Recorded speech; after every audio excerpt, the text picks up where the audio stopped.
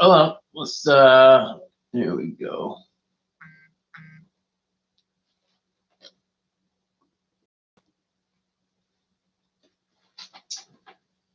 Oh, it's me, letting me know that I'm live streaming. Imagine that.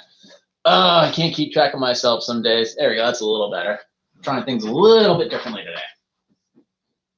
How's that? That was terrible. Let's see. Let's see. All right, that's green. Doki doki mornings. There we go. Oops. Okay. All right, let's start the second live stream and just do this. I don't know what the hell's going on. We'll give it a shot. Let's do this. Let's fill up the coffee. Okay.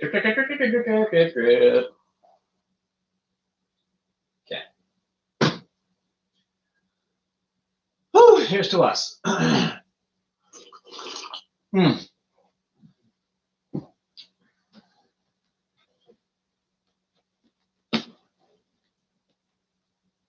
Shut up. All right, scroll down.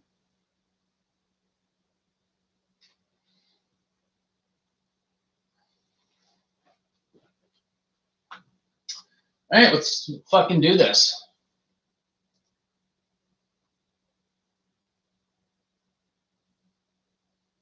I did add a.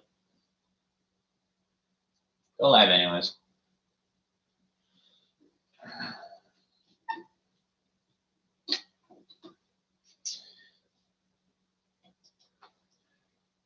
To support this podcast, go to positivesarcasm.com/donate. Any amount is appreciated. Once again, positivesarcasm.com/donate. Thank you and enjoy the program. This episode of the podcast is brought to you by PB and Joey. Simple, honest, and delicious. Go to pbandjoey.com for more information. $35 or more gets you free shipping. That's pbandjoey.com. That's pbandjoey.com for more information. pbandjoey.com.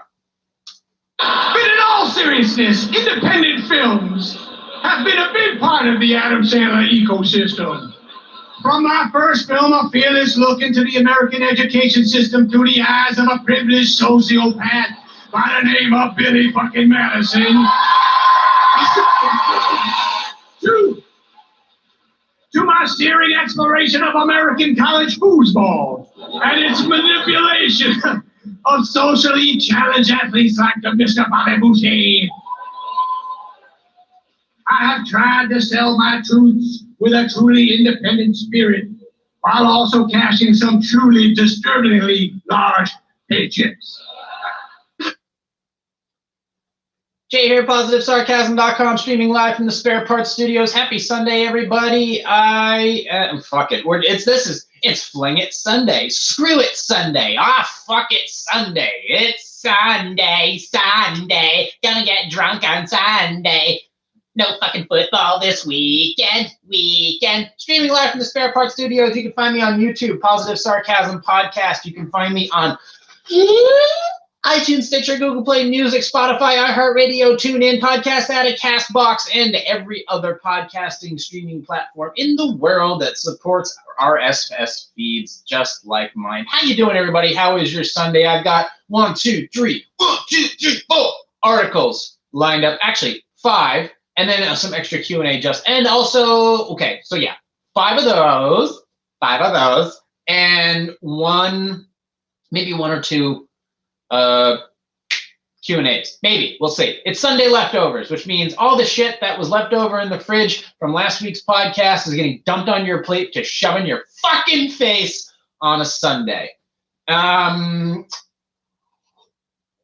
It's cold out. Really cold out. Well, today it's not too bad, so I was able to go out and shoot some video for about, I'd say an hour, and I left with all my extremities intact. And all the candidates are here, so I don't want to even bother going downtown. I just kind of want to avoid it. And then the big candidate comes in on Monday, so it's just like I'm just avoiding all that. I avoid downtown for the most part anyways. It's just not worth it. It's just not worth it, man. It's just not worth it, man. She's not worth it. So it's hard. If you haven't noticed, I have not been airing a lot of videos. Like I have been not posted a lot of videos in the winter time. Pattern with me, unless I'm in a traveling environment or I'm on a paid gig. In the wintertime, it's all about just taking stock of the year, checking out my quality improvement levels, upgrading my gear, and making sure that the home environment is secured for another run of the YouTube and podcast universe. It's important that you kind of not really take a break. Plus, I like to run in. I do everything in bunches. Like I was doing articles in bunches, and then I was doing YouTube in bunches, and then I was doing podcast in bunches. But now the podcast thing has become more mainstream, or it's become more of a weekly thing, and then it turned to a twice a week thing. A lot of my focus has been turned towards making sure that the podcast is consistent. It was consistent for at least once a week. I had to accomplish that for at least a full year, and then get to week 100 and see where my quality levels were, play with the settings, see what kind of gear I needed to get in order to dual stream on 2 different platforms. I tried Twitch. Twitch wasn't getting me an audience. Twitch just wasn't my thing. And that's okay. Did I fail on Twitch? I still have an account on Twitch. I just haven't added to it. Like I could throw a week stream on Twitch as well. So I'd be streaming to facebook.com/positive sarcasm. No, I'd be streaming to YouTube and to facebook.com. And I could also stream to Twitch too, but it's just, I'm not there yet. I wanted to make sure that what I had was concrete before I did anything else. And it seems like the switching from Twitch platform to YouTube was, as much as I'm, not as much as I don't trust YouTube, I don't trust Twitch either. I don't trust, matter of fact, I don't trust anybody. But these things are there for my convenience, and since I'm going to be putting myself out there as a public figure anyways, I might as well use the platform that houses most of my video work anyways. So screw it. Start a new channel, and up all the clips went. And since the clips were already going on Instagram and Facebook, they might as well go up on YouTube as well. I've made it so that they don't get hit with a lot of copyright infringements. They don't get taken down. They don't get demonetized. Not that really matters to begin with anyways, because I'm just a little guy. So making those slight modifications was a good thing to do. And it's just cold out there, which is really, if I was in like LA or New York or Florida or Texas or Montana, Idaho, then maybe my streaming habits would be, well, not my streaming habits, but my YouTube recording, doing my videos, my vlogs and all that other stuff, you'd see a lot more of them. But now in the wintertime, especially now, they're more sporadic. So unless they're paid gigs, I'm really not going out there and doing all that much. And it's a lot of time and energy and focus. And yeah, I get it. There are no excuses, but there's also no excuses when I put out a shitty video. And that's not something I want to do. Like my posture, I've been slumping for pretty much 110 episodes, and there's no excuses on that. I should be sitting up straight with my shoulders back. That's rule 1 in Jordan Peterson's book, by the way. Coffee this week, of course, is Wide Awake Coffee Company. It's delicious. Go and check them out, Wide Awake Coffee Company. They're on Facebook. They have a fan group on Instagram as well, but go and check them out, Wide Awake Coffee Group. Tasty stuff. 4 scoops for a whole carafe. Yummy, yummy. So yeah, that's what I want to do. But today I was shooting more video for projects that I've had on the back burner for some time. Today was just little baby steps at a time. I was like saying to myself, trying to rev myself up to get ready for the day. I mean, granted, I was up at 6 a.m. and I was already at the gym killing it, and doing all that shit. But then I was also, doing household stuff and taking care of it. I noticed this morning when I woke up, I was like, there's some scrapes in my teeth, and I had to go look at them. And I took my personal dental kit and took off a couple stains, and I was like, oh, look at that. So that's all taken care of. And then I've switched also for the podcast. I'm testing the webcam setup, whereas I have, if you check out my live stream on Facebook, it's actually backwards, because of the way one of the cameras is faced. it flips everything backwards. It mirrors it. What I'm doing is I'm reversing it. I'm using one of my webcams for the YouTube video, and I'm using the webcam for the Facebook video, and I'm using the tablet for the YouTube stuff. So I'm just mixing. I'm just playing with it because I'm still in the stages where I can try this shit out. It's really no big deal.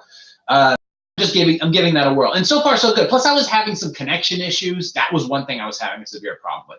So I am testing a couple things here and there to see which products work best with what platform, and we'll see how that works out. And since I've upgraded my camera, since I've upgraded my computer for the webcam stuff that I've been doing, the clarity and the audio has improved dramatically to the point where I can use that to sample some of the clips that I now put on Instagram. These little modifications for very little money are proving to be quite useful. It was definitely a smart decision. I'm not going out there and spending a ton of cash. However, I did spend more on the frame for the picture that I have behind me than the actual picture itself.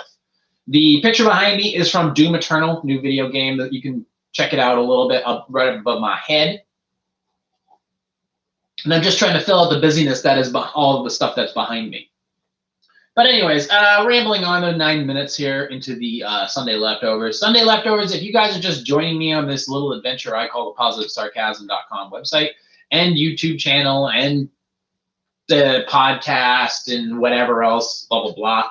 I don't know, what the fuck was I saying? I don't know, who cares? This is Sunday Leftovers. Sunday Leftovers is just 30 minutes and I'm out, okay? The whole, I stream every week on Wednesday. That goes for about an hour, and I answer Q&A. I go through articles that I find interesting, personal thoughts, and then words of wisdom. And then I close up shop with a nice little tune that I thought off the top of my head.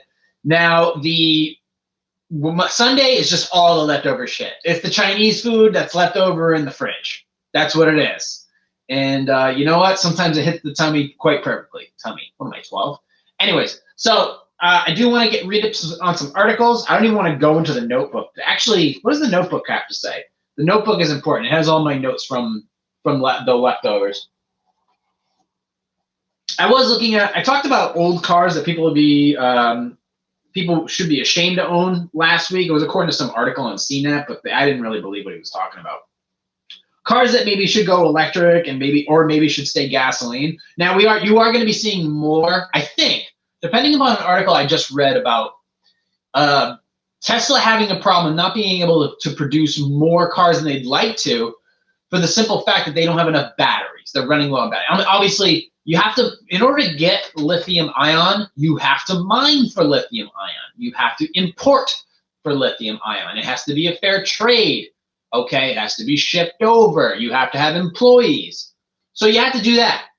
So in order to fill up any Tesla Model 3, Model S, Model Y, Model X, and get it on the assembly line, it's got to have a battery. And they got to get that battery from, I think it's Chile or Argentina or somewhere around there. South America is where they mine for lithium ion.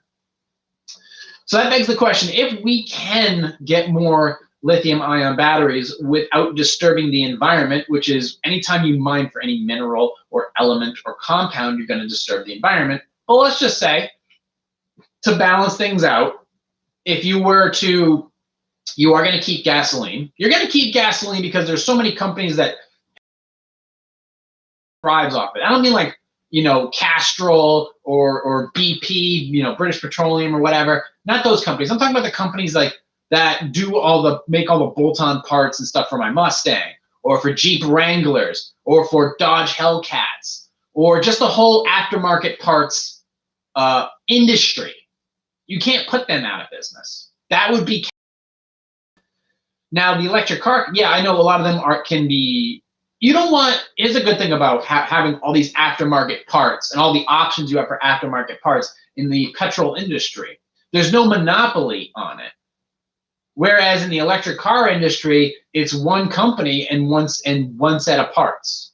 And in order to actually get some of the parts, you have to upgrade, or you need a certain package. For example, there was an article about this guy. He bought a used Tesla, and because it was a used, he wasn't privy to certain packages.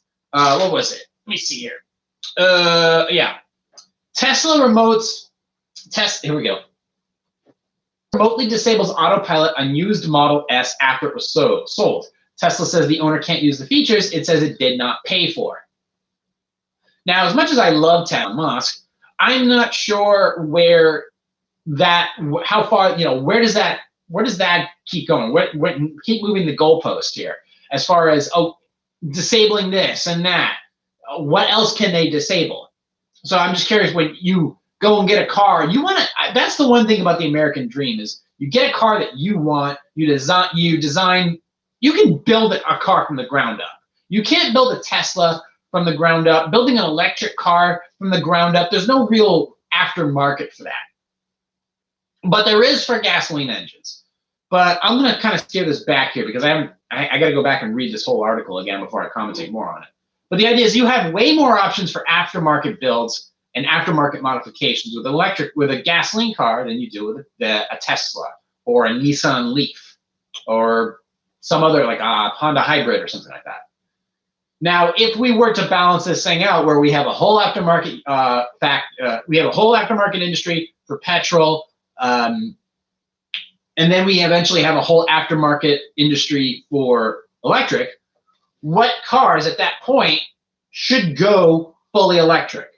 And I have a couple ideas here in my head of what cars should go electric or maybe should consider going electric depending upon their capabilities and their reliability and just overall balancing the environment and typical individual options. So the biggest thing that came to mind were gas guzzlers. Okay, cars that are just plain old gas guzzlers that, now the reason you buy a muscle car is you want that sound. The reason you buy a Ferrari is you want that sound. Lamborghini, you want that sound.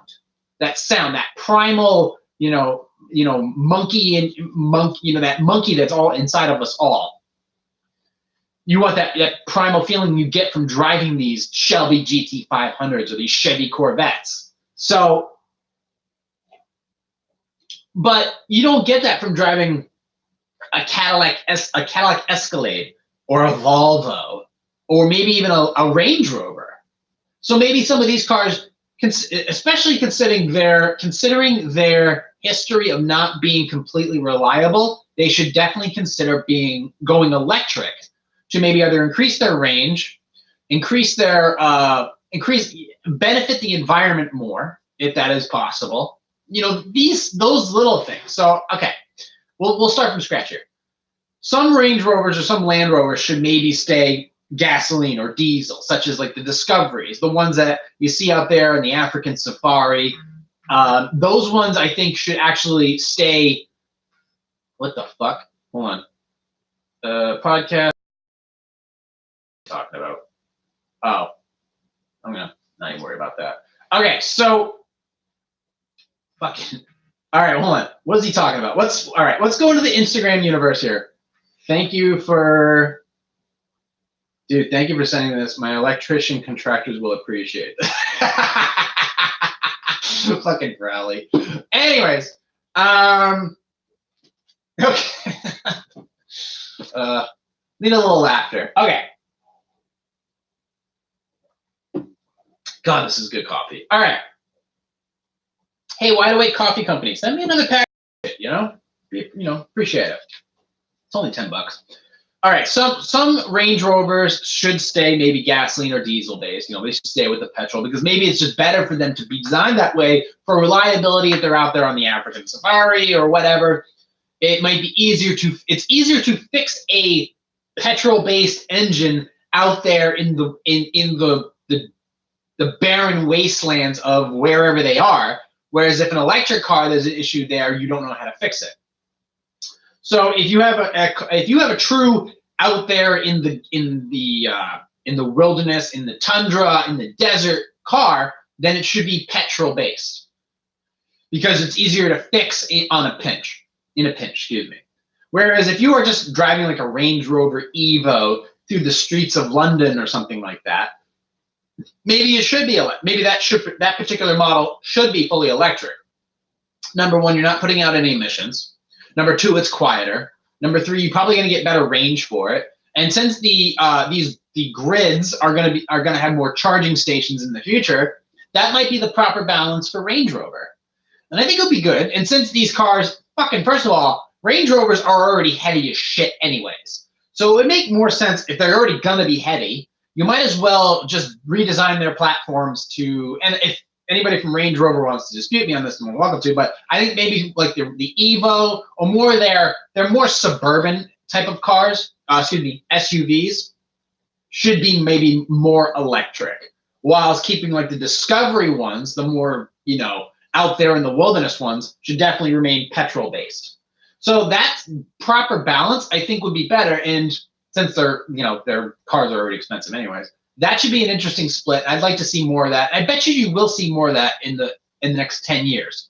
I guarantee you in the next 10 years, you will see a fully electric Range Rover. It won't be what the Discovery models, but it'll definitely be like the Evoque, I think it is called.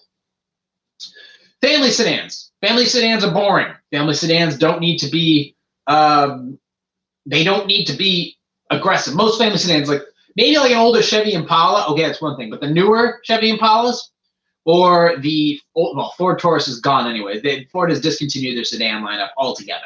So that's that. But family sedans and family wagons should switch to electric or hybrid. Like the Honda Accord should go fully hybrid. Or they should at least have or not fully hybrid. They should go electric anyways, because they're not exciting cars. They're never going to be exciting cars. They're just city cars. They're just commuter cars. They're boring. So if they're going to be boring, they might as well be electric. So that's an easy one. Any type of 4-door sedan, small or large, should definitely be, if it's got 4 doors, it should be electric. That's, for the most part, I'd say 80% wise. Volvo has already stated that they're going to be going fully hybrid or fully electric by like 2021 anyways, and they're not exciting cars. I've only seen one exciting Volvo, and that was on a drift racing track, and I still hated that fucking Volvo. It was a shit beige Volvo, a baby shit 40. I hated that car. So I think for the most part, that one, that car company, I fully support the electric because their cars are not exciting. They're safe, they're heavy, and I guess for the most part, they should be electric. There are some and the older ones will stay out there. The ones that are already diesel or just old tank Volvos, they'll be out there anyways. And they'll always be gasoline powered, which is fine. That aftermarket thing's going to be interesting, but that's whatever. But Volvo has already stated that they're going to be going electric anyways, and I support that because they're cars, they're not muscle cars. And if they're not muscle cars, then they might as well go electric. And they'll be faster anyways. Mid-size SUV, Honda CR-Vs, Lexus RX models, the Toyota RAV4, those are mid-size SUVs. Chevy Equinox, these should be electric cars. They're not exciting. They don't have the specialty designed exhausts. They already get shitty gas mileage. So all these things combined, they might as well be electric because they serve no other purpose other than just being boring, comfortable transportation. And if that's all they are, slap on a battery pack, make them electric, and that's that. Now, other ones. Here's where it gets interesting.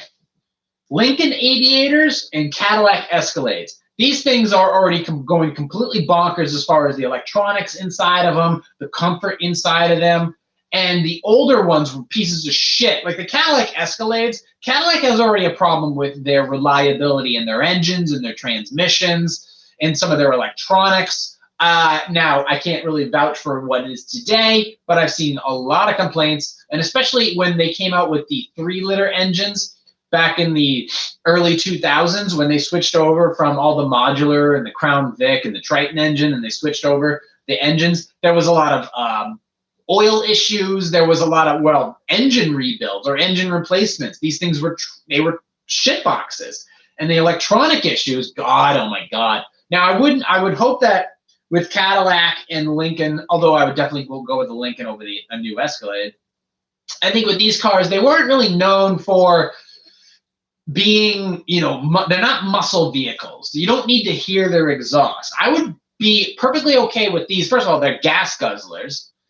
Now, I think to appease people, if Range Rover was going to go the way of making some of their fleet fully electric, I think it would be appropriate for Lincoln and their Aviator lineup and the Cadillac Escalade to consider going electric as well.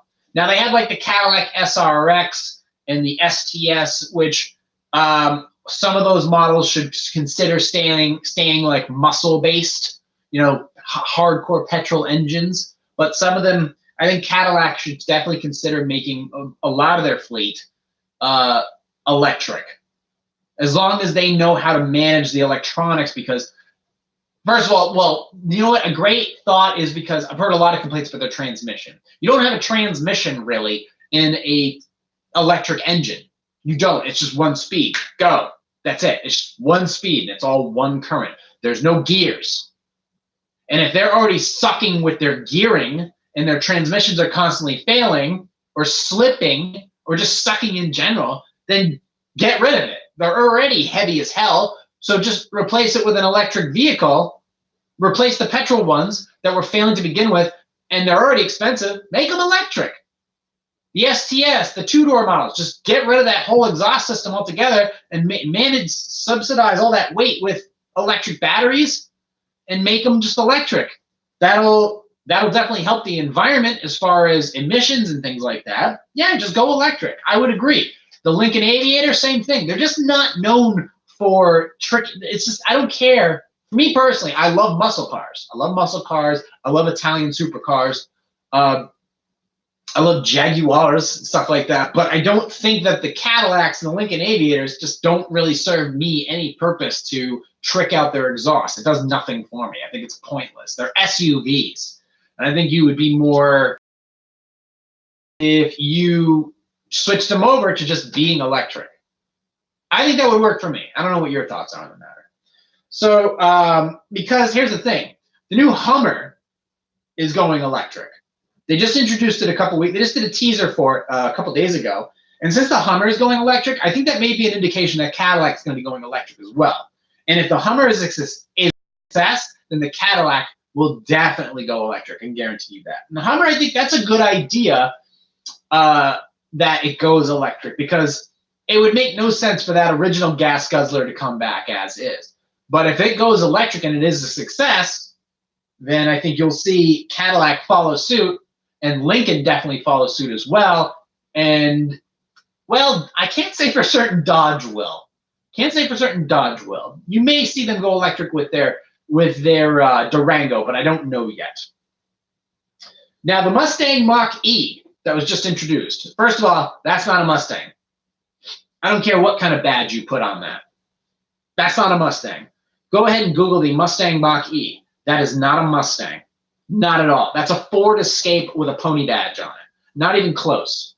Not even close. Nice try, Ford, but you're not pulling the wool over my eyes. I saw your stock last week plummet, so I don't want to fucking hear it. And don't tell me that that's a Mustang. Not even close. That, yeah, you put two doors on it. Whoop-de-doo. That's a crossover. That's a Honda crossover is what it is. Just call it the Mach-E.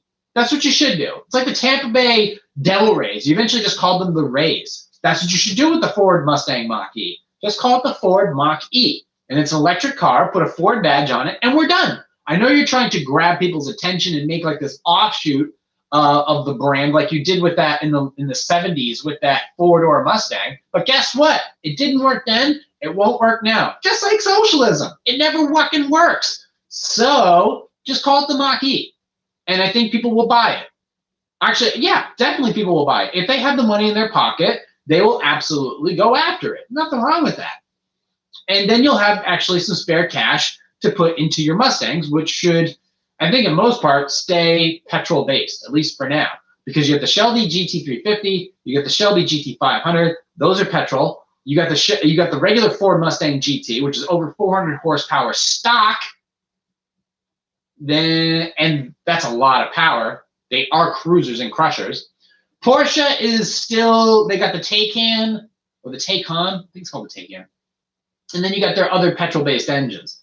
they'll do whatever they want. But I think as far as the balance that we're looking for, environment, horsepower, efficiency, emissions, all this shit, I think for the most part, if some of the things that I've mentioned here as far as which cars should go electric and which should stay petrol-based, I think if it goes like this, you'll see, carbon emissions will go down, and if we're able to actually sustainably mine for lithium ion, I think it'll be better off. And I think obviously noise-wise, the world would be better off too. But you still have your Mustangs with petrol engines. You still have a lot of your Porsches with petrol engines. You'd have your Ferraris, your Lamborghinis, a lot of cars, your Jaguars. Jaguar, they have an F-type or an E-type, what is it called? SUV. That one looks pretty cool. They could go either way. So I think that balance will be eventually met, where you'll see 50-50. Just like when you go to San Francisco, you'll see 50% Tesla Model S's and Tesla Model 3s and 50% Ford Mustangs. That's basically what San Francisco was. I've said this several times. So that's my thoughts on that. We're at 28 minutes. Okay. There was a lot of stuff going on with Comcast. I already made some mentions about it. And apparently there's a phone call about one of their reps of going out of their way to avoid canceling somebody's subscription. It made national news, but there was an article I wanted to, before we close up shop today, I want to get to this article that I read. This guy he's interesting. He's been tracking Comcast complaints and stuff like that. He also does some work on the North Korea thing also, but he's been tracking Comcast for quite some time. And I'm not the only one, well, since I just ditched Comcast. But he's been following, he's on nationalinterest.org. His name is Harry Katsianis. Harry J. Katsianis. I tried to find him on Instagram, but he's on Instagram, he's on Twitter. You know me, I don't go on Twitter. But he gave me an interesting statistic that I wanted to follow up with him on. He works for nationalinterest.org. And the headline is, Proof Cable. Comcast lost 732,000 customers last year. Now they are raising prices, ? Now, I didn't realize that they lost over 700,000 subscribers. So I was just curious, how is that possible? And now we're flipping. I mean, yeah, they went over the years. I obviously had Comcast. We were at my price was between $50 and $60 a month, which was expected. And then it went from 70. And then it went from 70 to 91. And then it went really a month later, or 2 months later, it went from 91 to 96. And that was it. I had the bundle package because I had high speed internet. I had 250, 300 megabit per second. And then they dropped it down to 150. And then they dropped it down to 100. But then I did speed tests and I was getting maximum 25 to 30 megabit per second. So and yet the price kept going up. So my bandwidth was going down and my price was going up. Now this one, I just want to clear this up. So this is the article that, here let's just read the article. Do they have a death wish? Aren't they afraid of streaming services like Netflix and major shifts in how consumers view and perceive content? In a sign, this is more like an op-ed with some facts in it. In a sign of just how badly managed one of the biggest telecommunication companies on the planet is, Comcast, who lost nearly 750,000 customers last year, is now planning once again on raising prices. They already did. That makes no sense at all, unless you want people to cancel your service en masse. They don't seem to understand that the threat presented by cord cutters who have embraced streaming services, as well as cable nevers who have never subscribed to cable TV. Knowing they face a generational shift on how people consume content, Comcast does not care for some reason and seems hell-bent on trying to maximize profits by soaking the customers it still has. Maximize profits by soaking the customers it still has. Why am I not reading this correctly? I'm so glad I started taking Alpha Brain again. The unfortunate thing is that they have tried this strategy before and it has failed, hence the massive customer losses. According to Cable Cutter News, Comcast is planning to raise TV prices, internet modem rental prices, with other reports suggesting Comcast Xfinity Secure package could see an increase in cost. I saw a $5 raise in price just recently, so I can only imagine what you bundle people are being left with as far as bills. I spoke personally with two sources at Comcast, and they confirmed that all these price increases were in the works. One of these sources thought that this was only the tip of the iceberg, and that customers will be asking to make up for the lost profits of all the cable customers and all other customers who have left.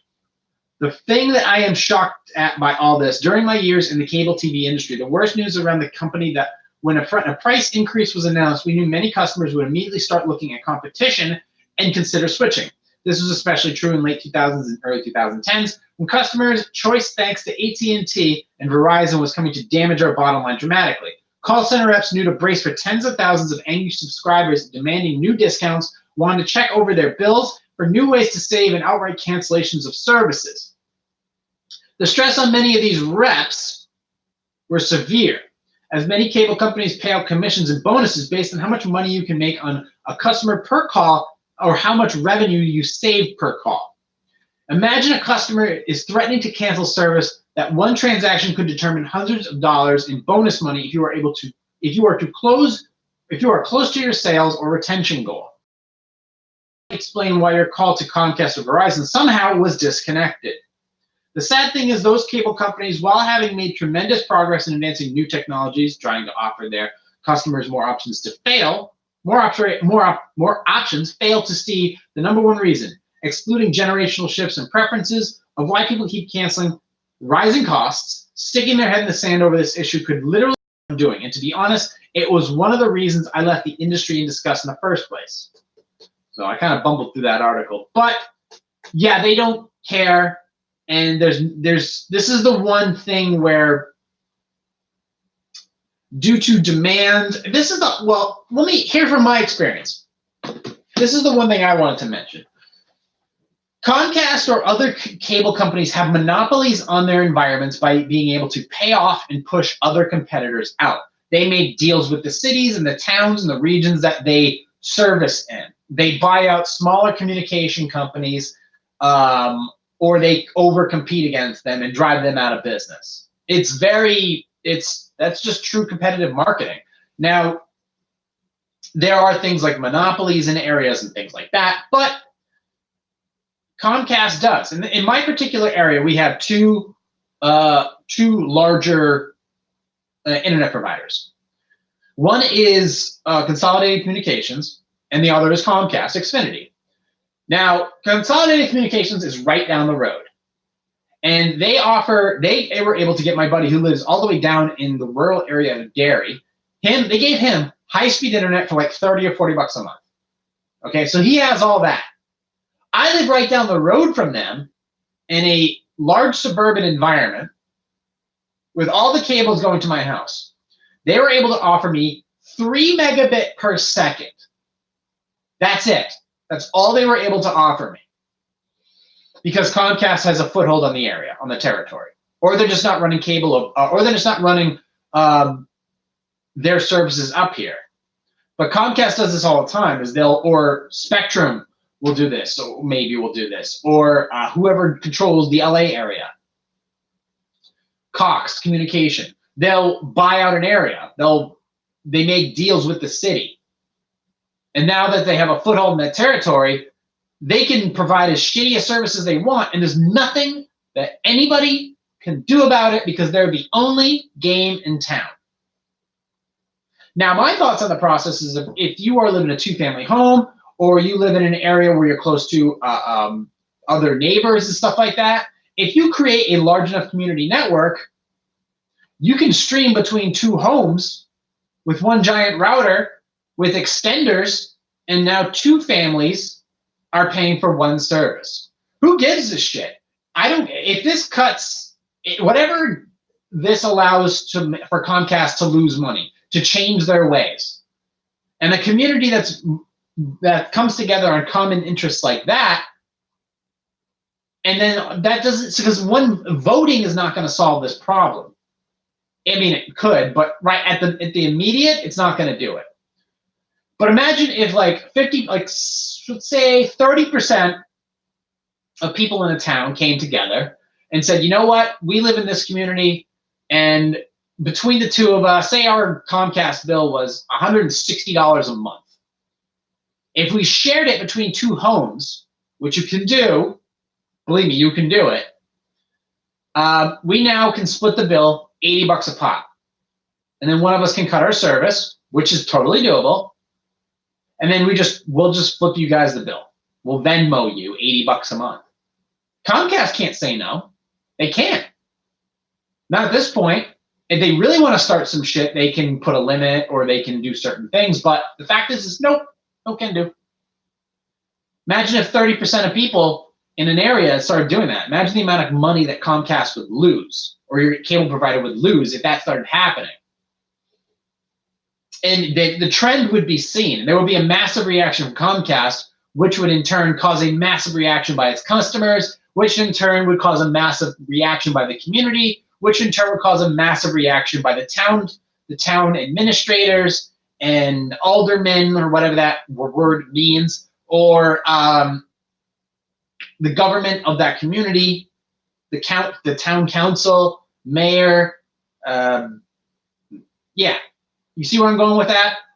So the idea is that they don't have control over us by doing so.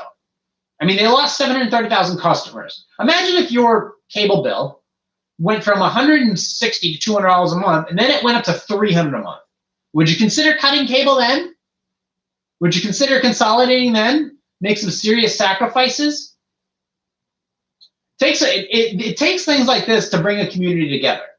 And I would advise everybody to consider this idea of, if you live close or an apartment complex or what have you, the idea of installing, and also another thing, here's the easiest way to save money right off the bat: ditch the rentals.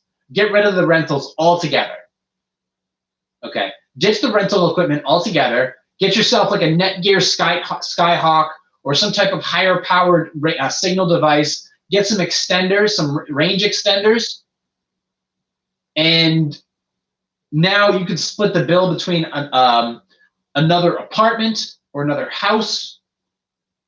Now, if Comcast bans those altogether and use their rental equipment, that's when things start to escalate. But that's one of the ideas, is pushback.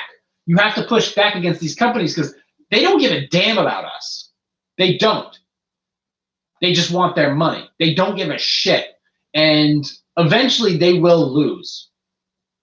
And I know that I've had my little victory against them. And you know what? It's a little victory for people, but it's a huge victory for me because I fought this for about a year now. And the guy said to me, there's nothing we can do. They don't give a there's nothing I can do. They don't give a fuck about you. And now in looking back, I've won. And you can too. So think about the fact that if I can do it, you can. And the money you'll save in the long run, because I was just getting internet. What are you getting? You'll probably save $1,200 a year. You can go on a nice little vacation. Get your wife that ring that you've been promising her. Nice big dinner, weekend out, something for the kids. You know, redecorate the kitchen. I don't know, something. Pay off a student loan. But consider that, just that thought, okay? I won, and you can too. We're at 41 minutes. I'm done for Sunday leftovers. And so far, the streaming went pretty good for today. Yeah, nice. So we did one article from the nationalinterest.org. We went over cars that should consider going electric and ones that should stay petrol. Now you can find me on, let's see, Positive Sarcasm. Go to YouTube and check out Positive Sarcasm and Positive Sarcasm Podcast. Like, subscribe, share, tell your friends, tell your enemies. And you can also find me on Facebook.com/POS Sarcasm, or if you just want to be my friend, you go to Facebook.com/Positive Sarcasm. I stream twice a week, Sundays for Sunday Leftovers, and my regular podcast every Wednesday afternoon. And of course, you can find me on iTunes, Stitcher, Google Play Music, Spotify, Podcast Addict, CastBox, iHeartRadio, TuneIn. You can find me on all the streaming platforms. And if you want to check out my website, go to positivesarcasm.com. Proposing music, movie reviews, YouTube stuff. You can donate to the podcast by going to positivesarcasm.com/donate, or you can click on the referral banners for free stock from Robinhood or the Cash App. And that's one way you can help donate to this little spare parts empire of mine. And you can find me on Instagram at positive_sarcasm. So that is it for the day. Streaming, I want to thank you guys for listening, watching, and subscribing. I will talk to you guys in a few days. Until then, hit me up on Instagram and check out all my latest clips on Positive Sarcasm, YouTube, and on all my social media. Until then, streaming live from the Spare Parts Studios, this has been a Positive Sarcasm presentation. Don't forget to tip your waitress.